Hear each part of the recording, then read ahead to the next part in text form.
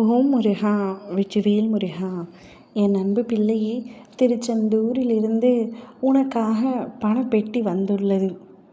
அதை நான் உனக்கு பரிசாக வழங்குகின்றேன். அதில் அல்ல அல்ல குறையாத செல்வம் உள்ளது. அதை தொட்ட நொடி முதல் உன்னுடைய அத்தனை பண கஷ்டமும் தீர்ந்துவிடும். உன்னுடைய வாழ்க்கையில் எந்த அளவிற்கு பண பிரச்சனை இருக்கின்றது, பணத்தால் நீ பட்ட அவமானங்கள், பணம் இல்லை என்ற ஒரே காரணத்தினால் உனக்கு நேர்ந்த நிராகரிப்புகள், உறவுகள் விட்டு செல்லுதல், துரோகங்கள், ஏமாற்றங்கள் என பலவற்றிற்கும் ஒரு முக்கிய காரணமாக உன்னுடைய வாழ்க்கையில் இந்த பணம் இருந்திருக்கின்றது. பணத்திற்கு இருக்கும் மரியாதை கூட எனக்கு இல்லை. பணத்தை மதிப்பவர்கள் என்னை மதிப்பதில்லை. என்னை ஒரு கிள்ளி செடி போல தூக்கி எறிந்து விட்டார்கள் பணம் இல்லாததால் என்று நீ புலம்பிய வார்த்தைகள் எனக்கு கேட்காமல் இல்லை. எதற்கப்பா இவ்வாறு ஏற்றத்தாழ்வு பார்க்கின்றீர்கள்? அனைவரும் மனிதர்கள் தானே, அனைவரிடத்திலும் பணம் கொடுக்க வேண்டும் தானே. எதற்காக இப்படி ஒருவரை ஒருவர் ஏற்றத்தாழ்வோடு படைத்து விட்டீர்கள்?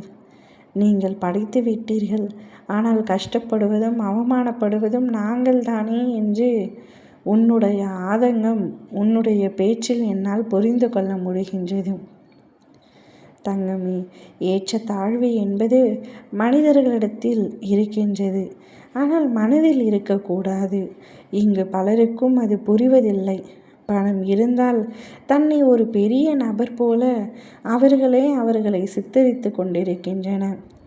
நாளடைவில் இதுவே உண்மையாகவும் ஆகிவிடுகின்றது.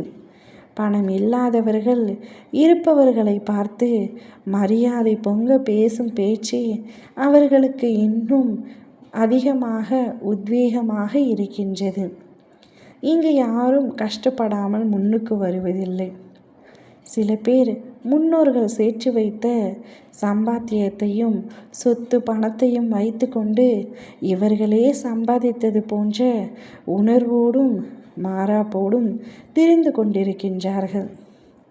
ஆனால் எப்பொழுதும் சொந்த உழைப்பை போட்டு நீ சேர்க்கும் ஒரு சிறிய பொருளாக இருந்தாலும் அது உன்னுடையது என்ற ஒரு பெயர் இருக்கும். அவர்களுக்கோ முன்னோர்கள் சேர்த்து வைத்த மதிப்பு, சொத்து, பணம், பொருள், காசு என்று இருக்கும். எப்பொழுதும் சொந்த உழைப்புக்கே மரியாதை.